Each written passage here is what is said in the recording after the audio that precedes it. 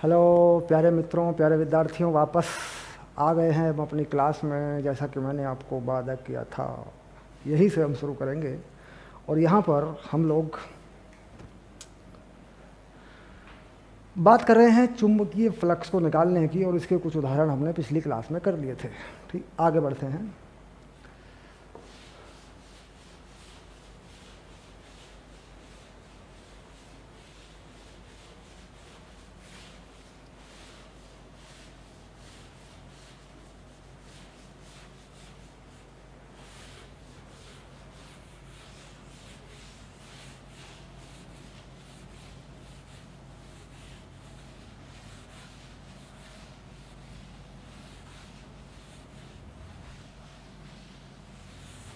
अब देखिए यहाँ पर चुंबकीय फ्लक्स परिवर्तन, क्या चीज़ जोड़ेंगे इसमें?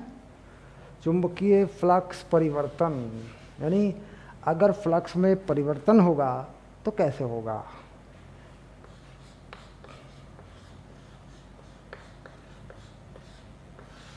यानी इसको जोड़ देंगे, डेल्टा फाई बी या डी फाई बी। ओके, ये दो बातें हैं।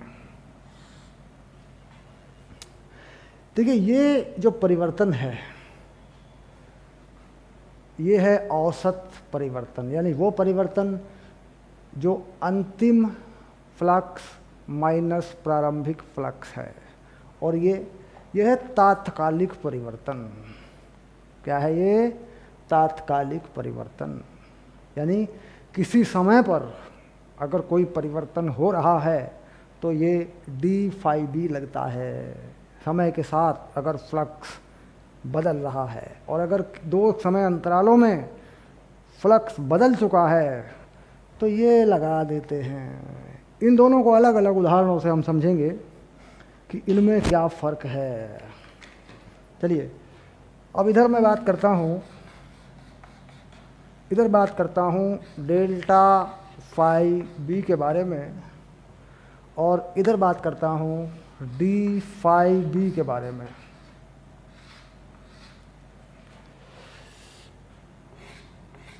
देखिए, ये जो चीज़ है, हमने कहा भाई जो फ्लक्स है वो क्या है? वो है बी ए कॉस थीटा।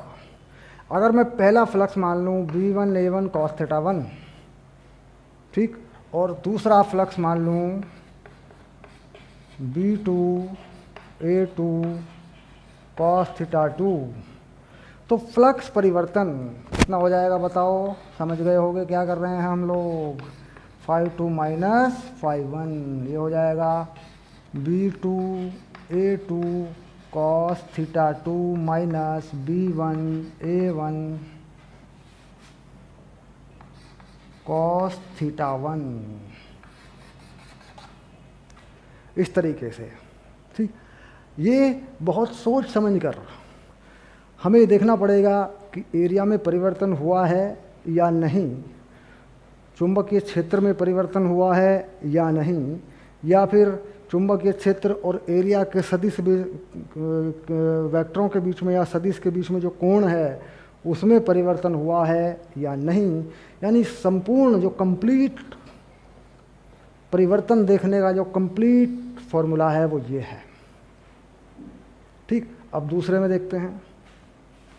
कहता जी फ्लक्स जो है समय पर निर्भर है। फ्लक्स जो है वो समय पर निर्भर है।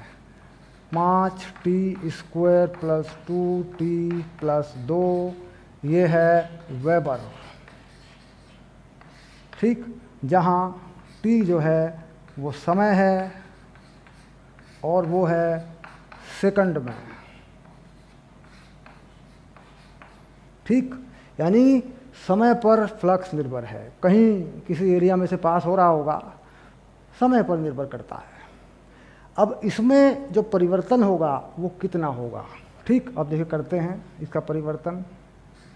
डी फाई बी, अब इसका परिवर्तन अगर देखें यहाँ पे कितना होगा, तो टाइम के रेस्पेक्ट में अगर इसका समाकलन कर दें डी टी समाकलन नहीं, अवकलन कर दें, डिफरेंशिएशन कर दें, तो कितना हो जाएगा देखो, इसका हो जाएगा 10t + 2, बस।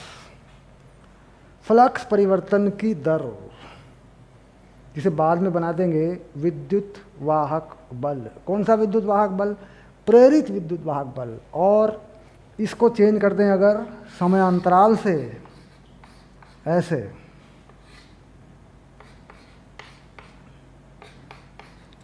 ठीक, तो इसे बना देंगे प्रेरित विद्युत वाहक बल। प्रेरित विद्युत वाहक बल यहाँ पर जो है और यहाँ पर जो है, उन दोनों में क्या फ़र्क है? प्रेरित विद्युत वाहक बल जो यहाँ पर है उसमें और जो यहाँ पर है इसमें क्या फ़र्क है? कह रहा जी ये औसत मान है। ये कैसा मान है? ये औसत मान है, ये औसत मान है। और ये तात्कालिक है।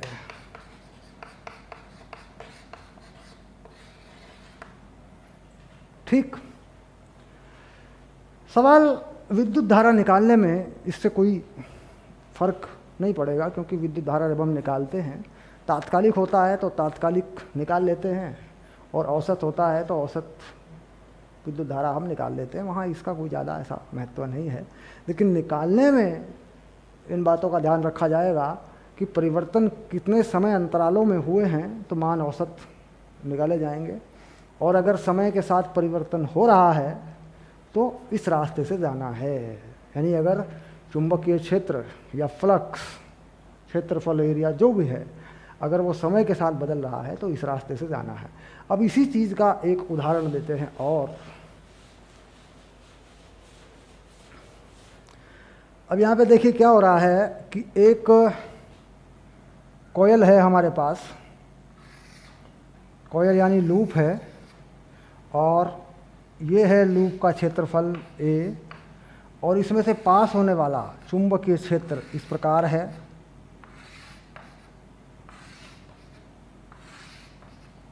और इन दोनों के बीच में आप देख रहे हैं कि ये कोण है थीटा, यानी चुंबकीय क्षेत्र और क्षेत्रफल दोनों के बीच में एक कोण है थीटा। कह रहा ना तो चुंबकीय क्षेत्र बदलता है ना क्षेत्रफल बदलता है, ये थीटा बदलता है। यानी परिवर्तन किस में है? इस कोण में है। ये जो लूप है ये घूमता है, ठीक, इसमें एक कोणीय चाल है, थीटा बदलता है। तो उसके अनुसार अगर देखें तो कितना फ्लक्स होगा? phi b a cos theta. अब थीटा बदलता है तो इसका अवकलन कर दें, d phi b by dt, तो ये हो जाएगा -ba cos थीटा का sin थीटा और थीटा का d थीटा बाई dt, जिसे बाद में हम कहेंगे कि ये कोणीय चाल है, ये इसकी कोणीय चाल है। ठीक, तो कुल मिलाकर ये जो चीज़ है यही क्या बनेगी? विद्युत वाहक बल का परिमाण या विद्युत वाहक बल बन जाएगी। क्योंकि फैराडे का नियम क्या कह रहा है कि फ्लक्स परिवर्तन की दर ही विद्युत वाहक बल का परिमाण है। ठीक, ये बन जाएगी। यानी किसी भी तरीके से अगर फ्लक्स का समय पर आधारित कोई फलन है, ठीक, यानी यदि फ्लक्स समय का फलन है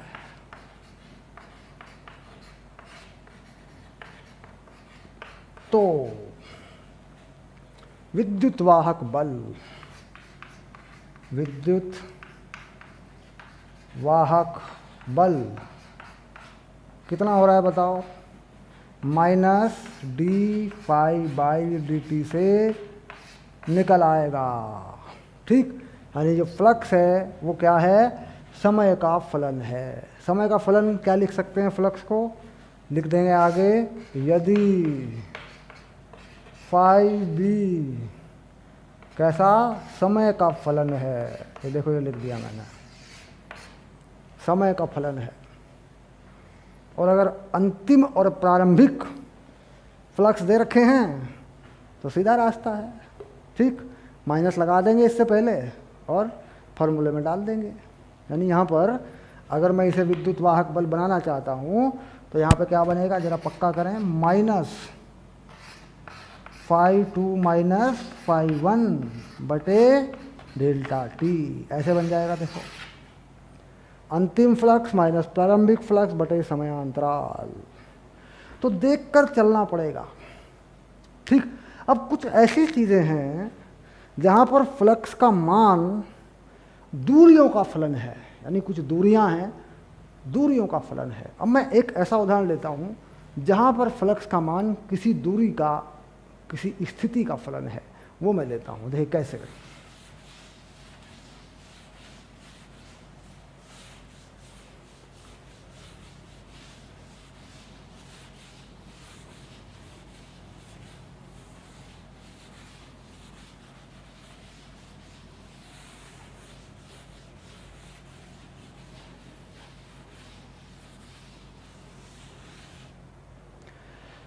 मान लीजिए हमारे पास एक अनंत लंबाई का तार है जिसमें विद्युत धारा है I। अनंत लंबाई का तार है।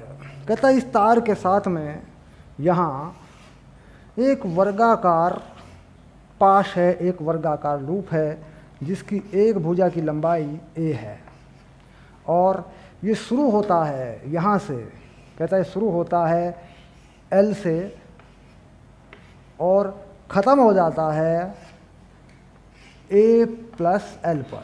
बहुत ही बढ़िया और बड़ी मज़े की बात हम कर रहे हैं अभी। देखो, कह रहा इसमें से होकर कितना चुंबकीय फ्लक्स, यानी वर्ग ABCD में से होकर कितना चुंबकीय फ्लक्स गुजरेगा। वर्ग ABCD में से होकर कितना φB गुजरेगा, यानी इसमें से होकर गुजरने वाले फ्लक्स का मान आपको बताना है। बढ़िया सवाल है, एकदम लॉजिकल। तो देखिए चुंबकीय क्षेत्र जो इस धारा के कारण है वो इसके अंदर बदलेगा। देखिए मान लीजिए चुंबकीय क्षेत्र यहाँ से लेकर यहाँ तक मैं कुछ मान लूँ यहाँ पे, तो यहाँ पे इस लाइन पे उस चुंबकीय क्षेत्र का मान एक ही जैसा होगा। यानी जो चुंबकीय क्षेत्र इस लाइन पे आएगा वो सब एक जैसा होगा और निर्भर करेगा R के ऊपर। ऐसे अगर मैं इस वर्ग के अंदर इधर से उधर जाता हूँ, कहीं भी जाता हूँ, तो मुझे थोड़ा सा परिवर्तन जरूर करना पड़ेगा। ये परिवर्तन होगा dr के बराबर, यानी थोड़ा सा dr मुझे देखना पड़ेगा अगर मैं कोई क्षेत्रफल बनाना चाहता हूँ, क्योंकि चुंबकीय क्षेत्र इसके कारण घूम के इसमें घुस जाएगा। और थोड़ा सा क्षेत्रफल अगर मैं बनाऊँ तो मुझे dr बनाना पड़ेगा। और ये वाली जो भुजा है ये कितनी है, ये है a के बराबर। क्यों भाई a के बराबर क्यों है भाई? ये सर जी ये तो वर्ग है ना, वर्ग की एक भुजा है ये a के बराबर। तो थोड़े से क्षेत्रफल में ये जो r पर माना गया यहाँ से चुंबकीय क्षेत्र घुसेगा, लेकिन ये स्थिति यहाँ से लेकर यहाँ तक बदलेगी। तो कुल मिलाकर मैं कोई सीधा फार्मूला नहीं लगा सकता, यानी चुंबकीय क्षेत्र गुणा एरिया, क्षेत्रफल, सीधा नहीं लगा सकता। हाँ ये तो मैंने पता कर लिया कि जो चुंबकीय क्षेत्र है इसका घूम के आएगा और इसमें लंबवत घुसेगा। वो ये हमने बता दिया सवाल में कि भाई इसमें लंबवत घुसेगा। तो चुंबकीय क्षेत्र और इसके क्षेत्रफल की दिशा वो तो एक ही दिशा हो गई, क्योंकि क्षेत्रफल की दिशा भी क्षेत्रफल के लंबवत होती है और चुंबकीय क्षेत्र भी इसमें लंबवत ही घुस रहा है।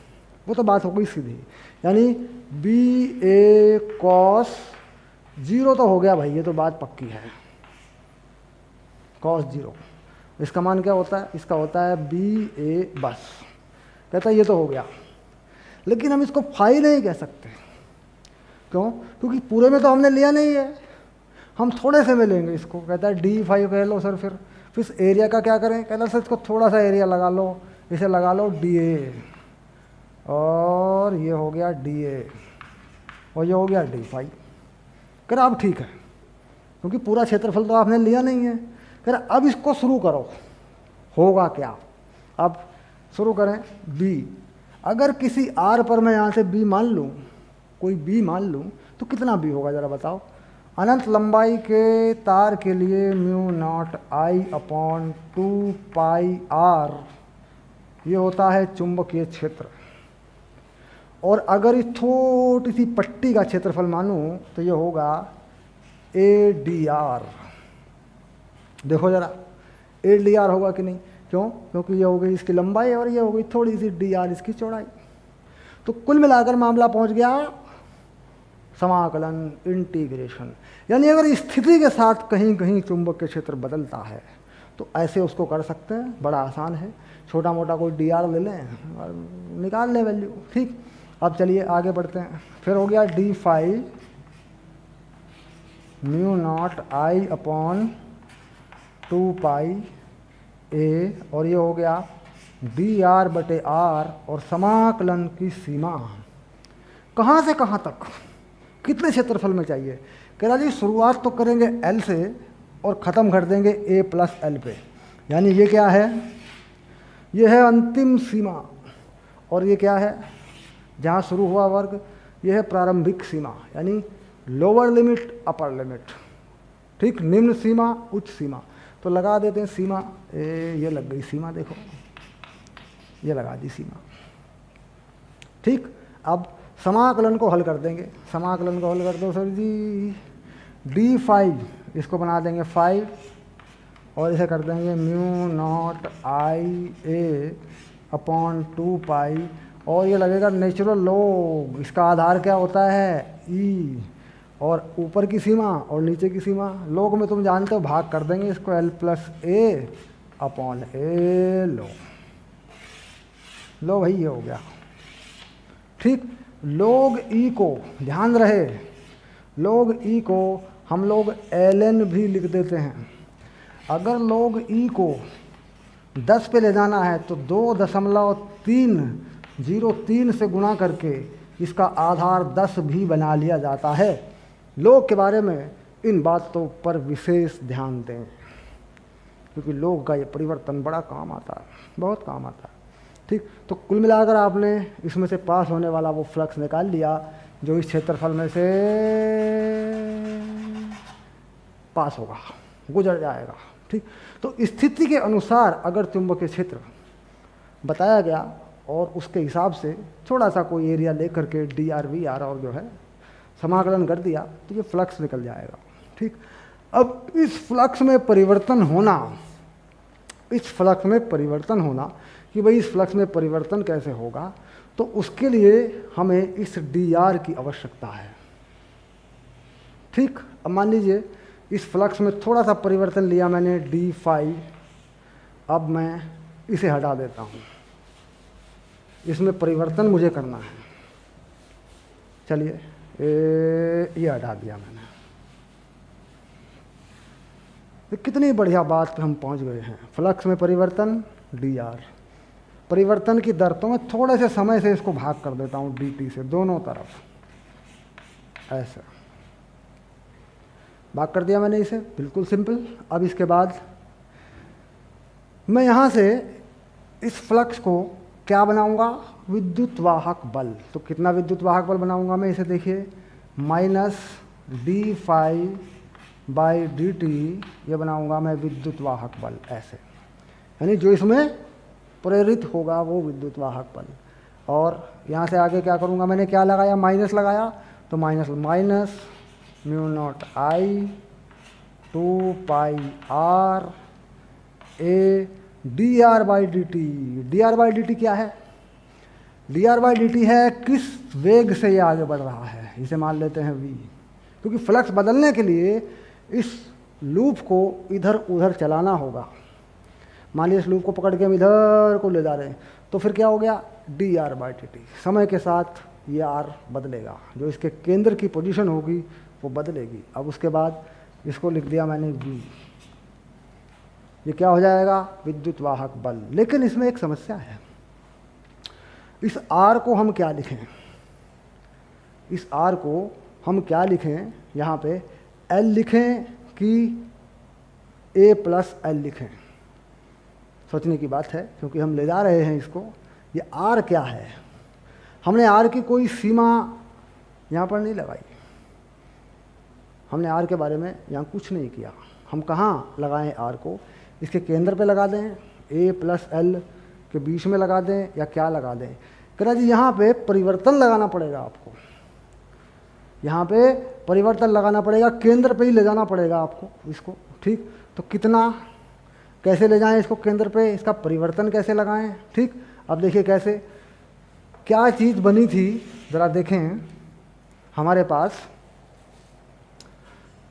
ये बना विद्युत वाहक बल minus mu naught I upon 2 pi A V, ये जो आर है ये कितना, ये है ए प्लस एल माइनस 1/a, क्योंकि इतने ही इससे के कारण प्रेरण हुआ है, minus mu naught I A V by 2 पाई। तो ये ऊपर क्या बचेगा, देखो ऊपर बचेगा एल, नीचे बचेगा ए प्लस एल। लो जी सर, ये हो गया, ठीक, पक्का। कहता है इस तरीके से आप प्रेरित विद्युत वाहक बल का मान भी निकाल सकते हैं, ठीक। चलिए, यह आपने निकाल लिया। और देखिए इसमें कहीं लोग नहीं आया, क्योंकि लोग की वो चीज़ जिसका समाकलन हो रहा था वो dr/dt से हट गई, बिल्कुल सीधा हो गया, बिल्कुल सरल। अब ये ए जो है यहाँ से कट जाएगा, ए कट गया, देखो ए। तो म्यू नॉट आई वी क्या है, वो चाल है, वो वेग है जिससे ये लूप चल रहा है, सरल हो गया।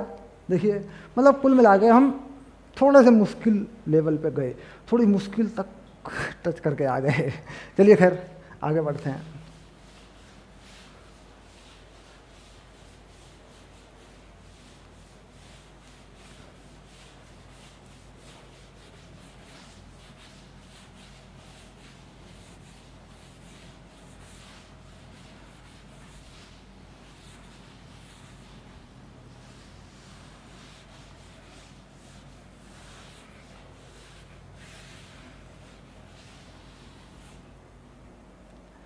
अब हम जान चुके हैं कि भाई फ्लक्स का जो परिवर्तन है उससे विद्युत वाहक बल कैसे उत्पन्न होता है, ये बात हम जान चुके हैं और इसके ज़्यादातर उदाहरण हमने ले लिए हैं।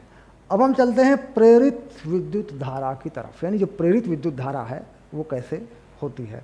अब मान लीजिए इसके लिए ज़रूरी है, अगर हम धारा तक पहुंचना चाहते हैं तो जिस चीज़ में प्रेरण हो रहा है, जिस लूप में प्रेरण हो रहा है या जिस चालक में प्रेरण हो रहा है, हमें उसका प्रतिरोध मालूम होना चाहिए। देखिए कैसे, इसका एक उदाहरण लेते हैं। कह रहे जी एक हमारे पास लूप है ऐसे, और इसमें एक चुंबकीय क्षेत्र जो है इस तरीके से इसमें से पास हो रहा है। तो जाहिर है कि दोनों एरिया और इसके बीच का जो कोण है वो कितना है, फ्लक्स कितना हो गया, बी ए कॉस 0। देखो ये फ्लक्स जो है ये हो रहा है बी ए। कहता है ये बदलता है, बी की दिशा को बदल देते हैं या एरिया की दिशा को बदल देते हैं, ये बदलता है और बदलने में कोई समय लगता है। यानी हमारे पास कुछ चीज़ होती है D phi by D T, कह रहा ये हो रहा है B D A by D T. मान लीजिए हम एरिया को बदल रहे हैं, कम ज़्यादा एरिया कर रहे हैं, ठीक, या एरिया को छोड़ दें तो फील्ड को बदल रहे हैं, कुछ भी कर सकते, दोनों बातें हैं। हम कहेंगे भाई या, ऐसा लिख लूँ, देखो मैं या, तो D phi by D T ये हो गया A D B by D T. मैं ऐसा भी कर सकता हूँ, इस बी को कम ज़्यादा कर लूँ तो भी फ्लक्स बदल जाएगा, ठीक, या मैं इस कोण को, एंगल को बदल लूँ, जो मैंने शुरू में 0 लिया तो भी बदल जाएगा। कह रहा कुल मिलाकर इसके अंदर इन सभी कारणों की वजह से एक विद्युत वाहक बल प्रेरित हो रहा है, D phi by D T. इन सभी कारणों की वजह से ये हो रहा है। इसका मान, बहुत सारे उदाहरण हमने लिए, हम इसका मान निकाल लेंगे क्योंकि हमें सारी चीज़ें पता होती हैं। अब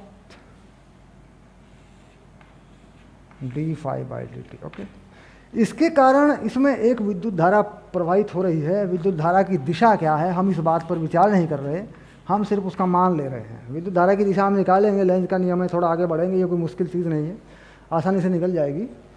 अब इसका जो प्रतिरोध है इसमें वो कितना है, R। R क्या है, प्रतिरोध,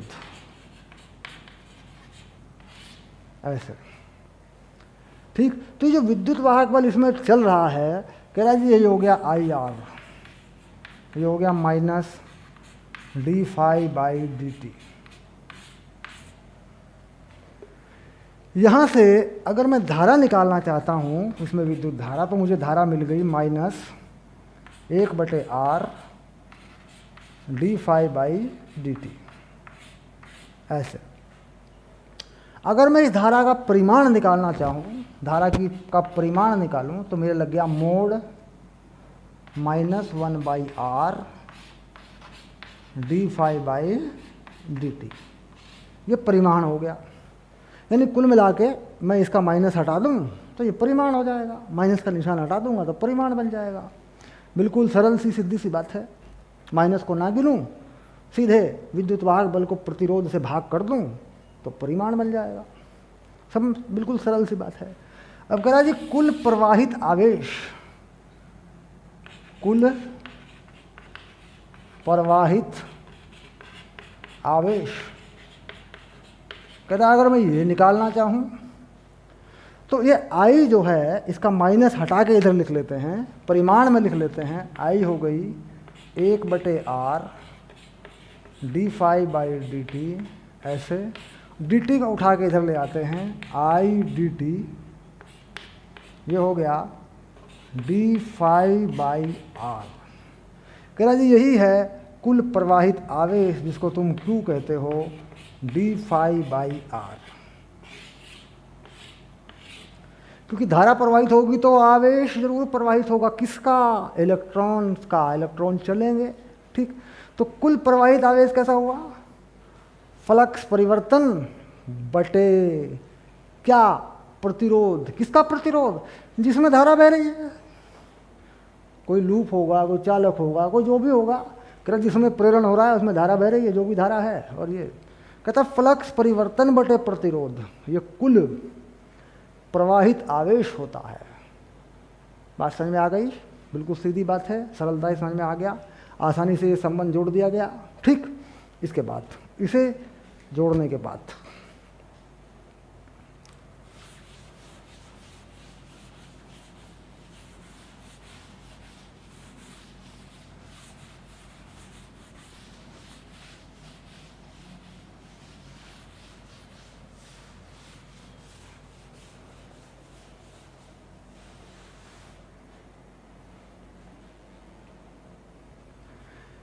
एक उदाहरण लेंगे और समझेंगे कि ये चीज़ें कैसे हो रही हैं।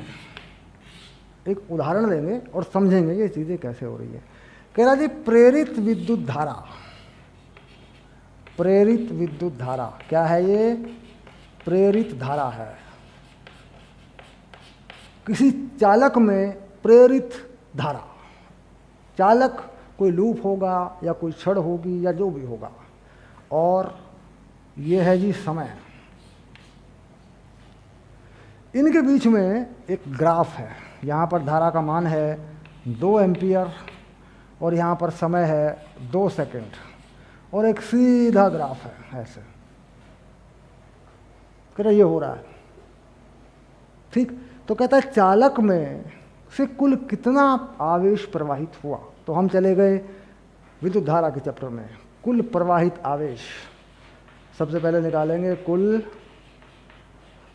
प्रवाहित आवेश। तो कितना हुआ कुल प्रवाहित आवेश, कह रहा है कि होता है IDT, यानी कुल प्रवाहित आवेश कितना, IDT, और इसका समाकलन करें। कह रहा जी हमें I तो पता नहीं है, हमें तो ग्राफ पता है।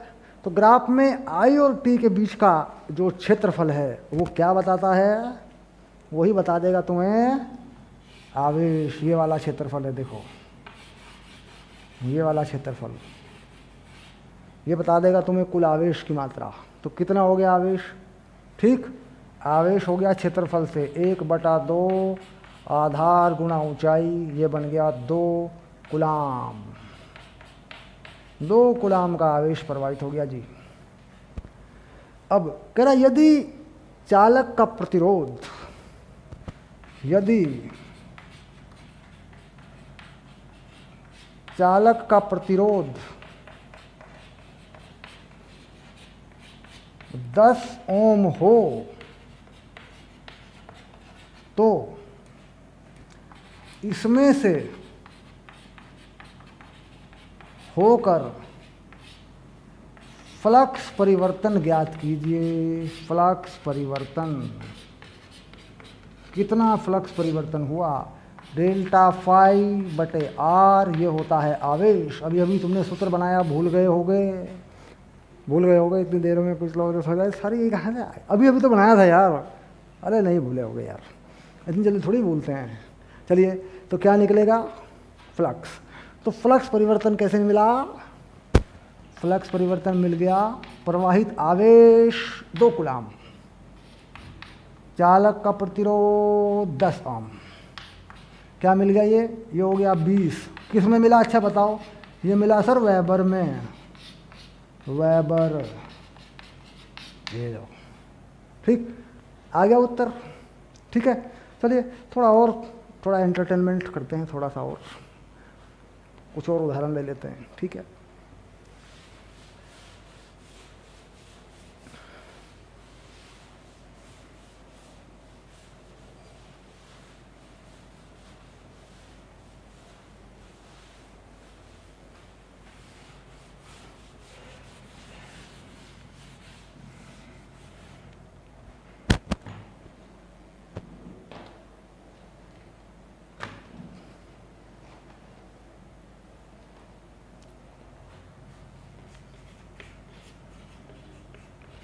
किसी बंद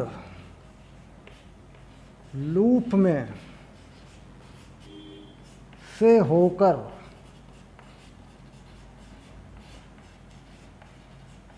गुजरने वाले चुंबकीय फ्लक्स तथा समय के बीच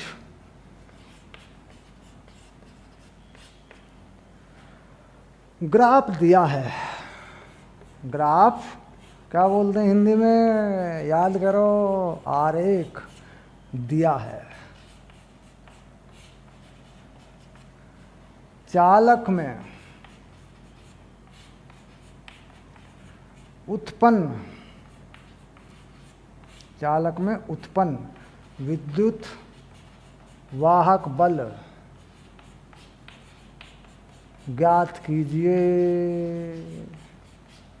लो भाई, किसी बंद लूप में से होकर गुजरने वाले चुंबकीय फ्लक्स तथा समय के बीच आरेख दिया है। अभी दूंगा मैं आरेख, अभी आपको ग्राफ दूंगा मैं। आप कहने सर इसमें ग्राफ तो है ही नहीं, सवाल है, सिर्फ बनाऊंगा मैं आरेख। चालक में उत्पन्न विद्युत वाहक बल ज्ञात कीजिए। ठीक, चलिए अब देखो मैं बताता हूँ, अब तुम्हें बना के देता हूँ इसका ग्राफ।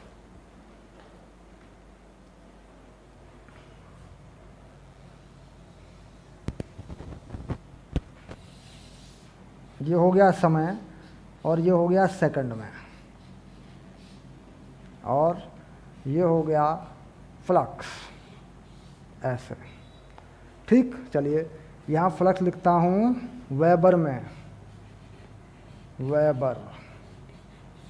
यहाँ क्या है? 5 वेबर, यहाँ 10 वेबर, और यहाँ समय लेता हूँ 1 सेकंड, यहाँ 2 सेकंड, यहाँ 3 सेकंड, और यहाँ 4 सेकंड। ठीक, अब ग्राफ बनाने की कोशिश करता हूँ। कोशिश करते हैं ग्राफ बनाने की।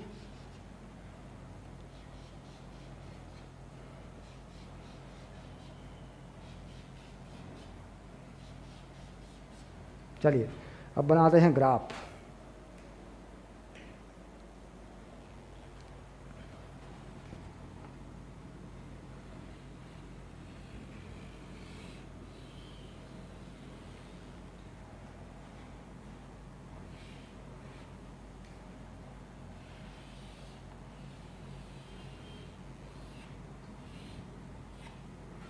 ये बना दिया जी ग्राफ।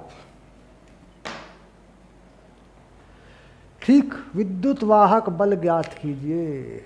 अब यहाँ पर देखना पड़ेगा कि फ्लक्स का जो बदलने का तरीका है वो कितने कितने समय में कैसा कैसा है। तो हम देख रहे हैं कि 0 सेकंड से लेके 2 सेकंड तक, 0 सेकंड से लेके 2 सेकंड तक फ्लक्स के बदलने का एक तरीका है, एक मैनर है, एक ढंग है।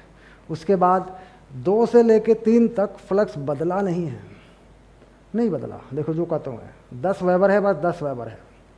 उसके बाद 3 से 4 तक फ्लक्स के बदलने का फिर कोई तरीका है। तो ये समय अंतराल अलग अलग विद्युत वाहक बल बताएंगे आपको। ठीक, तो पहले में देखें क्या, पहले में कितना समय ले लें, 1 से 2 सेकंड। तो ले लें समयांतराल 1 से 2 सेकंड। पहला क्या निकालें, फ्लक्स परिवर्तन कितना हुआ। अब देखिए यहाँ पे प्रारंभिक जो फ्लक्स है वो कितना है, 0, और बाद में कितना है 10, समय कितना है 2। ठीक, तो क्या हो जाएगा, विद्युत वाहक बल होता है minus delta phi by delta T. बताओ अब बताओ, अब बताओ अंतिम फ्लक्स कितना पास हो रहा है इसमें 2 सेकंड पे, 10 पास हो रहा है भाई, 10 वेबर। तो 10 हो गया माइनस 10, और शुरू में कितना था, यहाँ पे कितना था फ्लक्स, 0। तो ये 0 हो गया। देखो कितना समय है, 2 सेकंड। तो कितना विद्युत वाहक बल है, कितना विद्युत वाहक बल है बताओ, -5 वोल्ट। तो वैल्यू आ गई -5 वोल्ट। यह आ गया विद्युत वाहक बल मात्रक के साथ में। ठीक, वोल्ट को बोल देते हैं जूल प्रति कूलाम, एकांक आवेश पर किया गया कार्य, ऐसे भी परिभाषित हो जाता है ये। तो कितना आ गया, वोल्ट में आ गया ये। अब इसका परिमाण अगर चाहते हैं तो ये -5 हटा देंगे, 5 वोल्ट बता देंगे, लेकिन बाद की बात है, नियम के अनुसार यही है। ठीक है, अब चलते हैं आगे दूसरे वाले केस में। दूसरे वाले केस में फ्लक्स परिवर्तन 0 है, तो विद्युत वाहक बल भी 0 है। दूसरे वाले केस में कितना समय है, समय अंतराल है 2 सेकंड से 3 सेकंड तक, 2 सेकंड से 3 सेकंड तक है। ये रहा देखो यहाँ पे, यानी ये मान के चलिए कि यहाँ पर कोई विद्युत वाहक बल नहीं बनेगा, क्योंकि फ्लक्स परिवर्तन हुआ ही नहीं। वापस अब चलते हैं तीसरे हिस्से में। तो तीसरे हिस्से को यहाँ लिख देता हूँ, लो भाई लो भाई लो भाई लो भाई, जगह आ गई, देखो बन गई जगह। ठीक, थर्ड वाला यहाँ कर देता हूँ, देखो तीसरा हिस्सा। ठीक, तो कितना, माइनस फ्लक्स कितना हो गया 0, पहले कितना था 10, तो क्या लिखोगे 0 माइनस 10। और कितना समय, कितने समय में हुआ, कितने समय में हुआ बताओ बताओ बताओ, 1 सेकंड में हुआ सर जी। चलो 1 सेकंड हो गया ये लो। तो ये कितना बन गया 10 वोल्ट। देखो माइनस माइनस प्लस हो जाएगा, 10 वोल्ट हो गया। ठीक, तो इस तरीके से आप अगर ग्राफ है तो ग्राफ से आप विद्युत वाहक बल का मान निकाल सकते हैं। अब कह रहे हैं जी इसके जो विद्युत वाहक बल है उसका भी ग्राफ बनाओ समय के साथ, समय के साथ उसका ग्राफ बनाओ। तो समय के साथ ग्राफ बनाएंगे तो पहले ग्राफ में कहाँ जाएगा, 0 से 2 सेकंड तक -5, फिर 2 से 3 तक 0, और फिर 10। ठीक, अब इसका ग्राफ बनाते हैं। देखो वैल्यू आ गई सारी की सारी हमारे पास, ग्राफ बनाते हैं इसका। इन सब का ग्राफ बनाना है, चलिए बनाते हैं। चलो यहाँ बना के दिखाता हूँ। देखो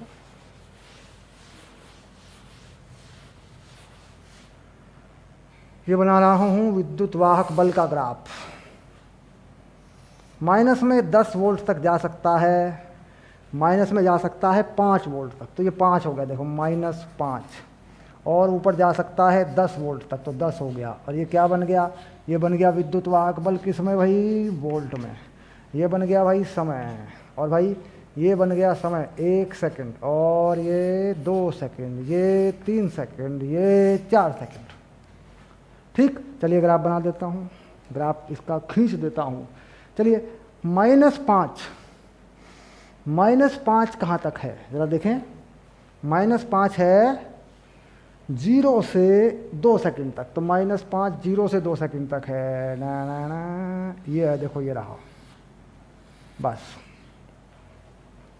उसके बाद 0 से 2 सेकंड तक, 1 सेकंड तक बना दिया सर जी, 1 सेकंड तक नहीं है, 2 सेकंड तक है। देखो का हमसे गलती हो गई भैया, चलो पूरा बना देते हैं। ये लो, ये देखो ये बन गया। अब 2 से 3 तक कुछ नहीं है, ये देखो हल्की सी लाइन है, 0 है।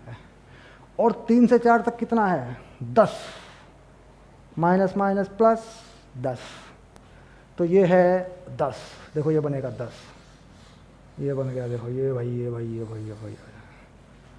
यानी फ्लक्स और समय के ग्राफ को किसमें बदल दिया, विद्युत वाहक बल और समय में बदल दिया गया। ठीक, चलो ये कितना बढ़िया यार उदाहरण था, ये कितना काम आएगा, आप जब आप आगे पढ़ेंगे कितना काम आएगा, बेसिक है, ज़बरदस्त चीज़ है बिल्कुल। ठीक, अब सवाल पूछा कि 0 से 4 सेकंड तक, 0 से 4 सेकंड तक कुल प्रवाहित आवेश बताइए अगर लूप का प्रतिरोध हमें ज्ञात हो। अब देखिए सवाल को बदल दिया मैंने, ये सब चीज़ें हट गई, देखो इसी चीज़ पर नया सवाल बना दिया मैंने।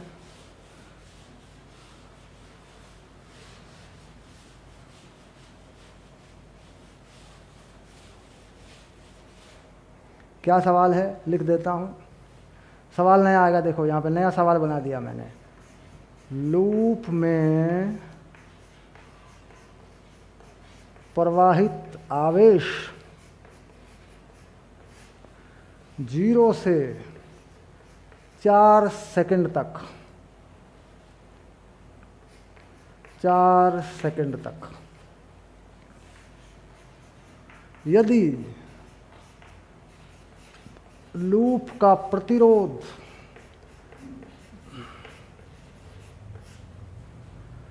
R बराबर 2 ओम हो तो, ठीक। अब देखिए कितना प्रतिरोध है लूप का, 2 ओम। और फार्मूला क्या है, फार्मूला क्या बताओ, फार्मूला है फ्लक्स परिवर्तन बटे प्रतिरोध, कहता ये होता है आवेश।